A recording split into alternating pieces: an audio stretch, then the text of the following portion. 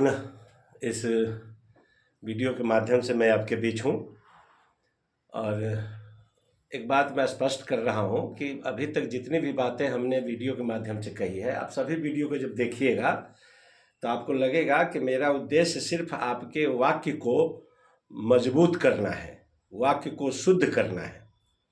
वाक्य को शुद्ध करने के पीछे का मकसद मेरा ये है कि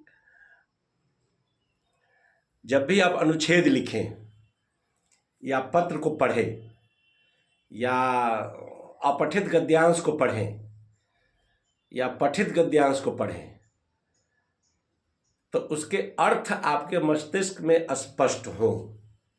पत्र भी पढ़ना है और बिहार बोर्ड में तो पत्र लिखना है। अनुच्छेद बिहार बोर्ड में लिखना है और सीबीएसई बोर्ड में चित्र दिया रहता है, उसके साथ शब्द दिए रहते हैं। तो उन शब्दों को और उनके क्रियाओं को मिला करके शुद्ध वाक्य लिखने पर ही अंक आपको प्राप्त होते हैं। इसके बाद अनुवाद का सेक्शन आता है। अनुवाद में भी वो बातें आती है कि सभी कारकों से अनुवाद पूछे जाते हैं। बिहार बोर्ड में तो विकल्प नहीं है, सीबीएसई बोर्ड में तो विकल्प नहीं है। जितना वाक्य देगा उतना का ही अनुवाद बनाना पड़ेगा आपको, लेकिन बिहार बोर्ड में विकल्प है। उसमें 12 सेंटेंस दिए रहते हैं, 7 का बनाना है, 14 सेंटेंस दिए रहते हैं, 7 का बनाना होता है। तो उसमें ढेर विकल्प है बिहार बोर्ड में। सीबीएसई बोर्ड वाले के लिए मुश्किल है कि जितना सेंटेंस दिया रहे उतना ही वाक्य बनाना है। तो सीबीएसई बोर्ड वाले के लिए थोड़ा कठिन काम है, थोड़ा मस्तिष्क को ब्रॉडली सोचना है, विस्तृत रूप से उसको देखना है, अपडेट रखना है। तो अभी तक मैंने आपको कारक बता दिया था। कारक की विभक्ति में कारक की परिभाषा आपको याद होंगे, उस हिसाब से आप विभक्ति का सिलेक्शन करेंगे। उपपद विभक्ति की बात आती है तो उपपद विभक्ति में द्वितीया हो गया है, तृतीया हो गया है, चतुर्थी हो गया है। आज आपके बीच पंचमी है, अपादान कारक है। तो अपादान कारक में मैं बार बार कह रहा हूँ कि अपादान का मतलब होता है, उसका जो कारक विभक्ति में मैंने पढ़ाया था कि अपादान का मतलब होता है ध्रुवम अपायो अपादान। ध्रुवम मतलब निश्चित, निश्चित से जो व्यक्ति अलग होता है, जो वस्तुएं अलग होती है, निश्चित से जो अलग होता है उसमें अपादान कारक होता है। निश्चित में अपादान कारक होता है, गिरने वाले वस्तु में अपादान कारक नहीं होता है। जैसे ये मार्कर है तो ये मार्कर यदि हमारे हाथ से गिरता है तो हाथ निश्चित है, मार्कर निश्चित नहीं है। तो ध्यान रखना कि हाथ में अपादान कारक होगा और वो कारक विभक्ति का लक्षण है। इसके बाद उपपद विभक्ति में आता है। उपपद विभक्ति क्या कहता है कि इसमें और भी पद है, जहां जहां व्याकरण कहता है कि वहां अपादान कारक होगा। जैसे क्या कहता है, भी मतलब डरना, और त्रा मतलब रक्षा करना। इसके योग में द्वितीय विभक्ति होती है। इसका जो कारक है, किस चीज से वो व्यक्ति डरता है और किस चीज से उसकी रक्षा होती है, तो उसका जो कारण है उसमें पंचमी विभक्ति होती है। जैसे यहां देखिए, इसमें कह रहा है भी और त्रा। भी यानी भय और त्रा मतलब रक्षा। इन शब्दों के योग में पंचमी विभक्ति होती है। भले ही कारक का चिन्ह कुछ भी हो, उससे कोई फर्क नहीं पड़ता है। जैसे वह सांप से डरता है, वह सांप से डरता है। ध्यान रखना है कि भी और त्रा धातु जो है वो अपादान कारक का, वो आत्मनेपदी का उपयोग होगा यहाँ। तो कहा सह, यहाँ है सांप से, तो से दो कारकों का चिन्ह है, अपादान का भी है और करण का भी है। तो ध्यान रखना है कि यहाँ अपादान कारक होगा। सर्पाद। हो सकता है आपके पास सांप नहीं हो, आपके पास व्याघ्र हो, आपके पास और कुछ कारण हो सकते हैं। तो उन कारणों को ढूंढना है कि किस चीज, अगर डरता है तो उस कारण में पंचमी विभक्ति होगी। अगर इसमें शुद्धिकरण का भी विषय आता है, वाक्य में जब अशुद्ध वाक्य आते हैं तो उन अशुद्ध वाक्यों में भी देखना है कि जब भी धातु है, डरना है और यहाँ पर दूसरा कारक दिया हुआ है, इसका मतलब है यह अशुद्ध है, तो इसको इस कारक के बदल के हम उसको शुद्ध कर सकते हैं। तो सीबीएसई बोर्ड में 3 या 4 नंबर का प्रश्न शुद्धिकरण का भी जोड़ा गया है, ये ध्यान रखना है। ससर्पात बिभेति, ये ध्यान रखना है।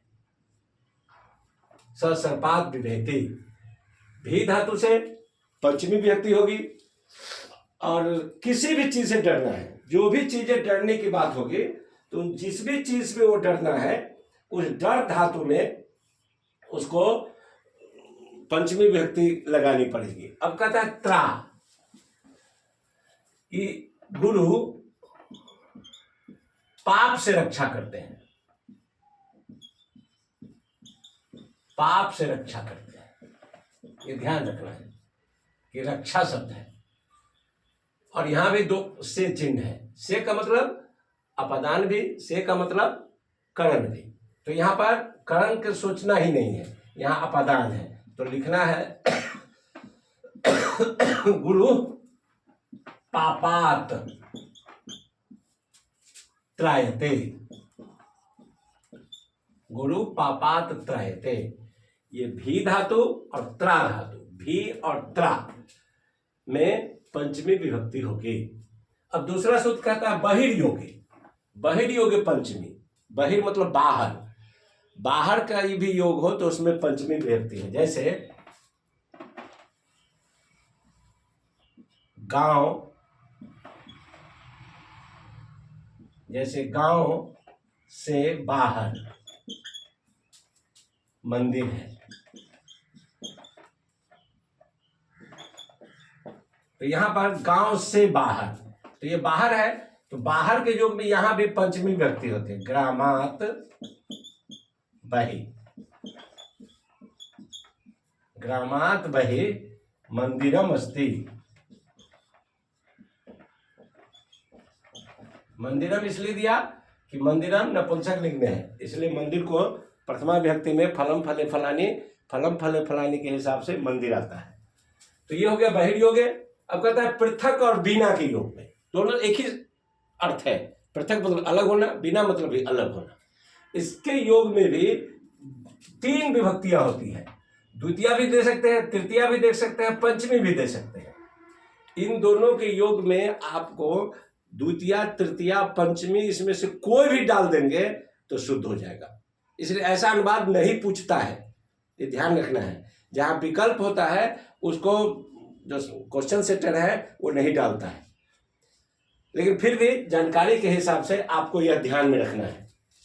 इसका जो उदाहरण है आप देख लीजिए, ग्रामम,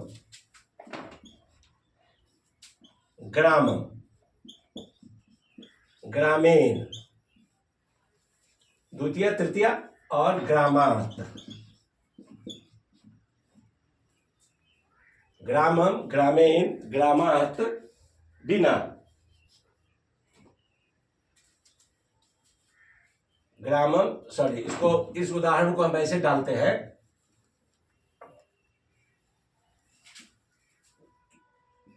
रामम, रामेन और रामात,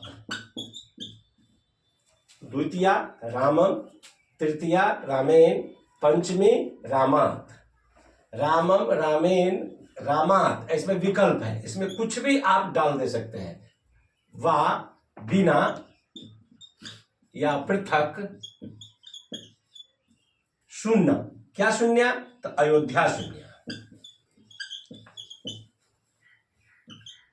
अयोध्या शून्य। तो ऐसे पृथक और बिना का योग हो तो उसमें आप द्वितीया, तृतीया, पंचमी कुछ भी डाल के आप उस वाक्य को शुद्ध कर सकते हैं, या आपके सेंटेंस फॉर्मेशन में ये चीजें आ रही है तो उसमें इन्हीं कारकों का प्रयोग करना है। जब अनुच्छेद भी आप लिखेंगे बिहार बोर्ड वाले, तो उसमें भी अगर इन चीजों का योग आपके दिमाग में बैठ रहा है तो ध्यान रखना है कि उसमें द्वितीया भी हो सकता है, तृतीया भी हो सकता है, चतुर्थी भी हो सकता है।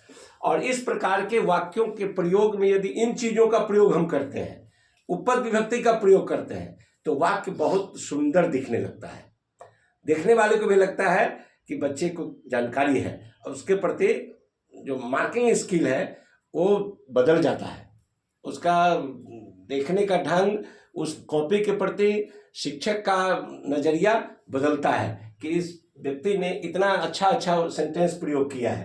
तो ये ध्यान रखना है।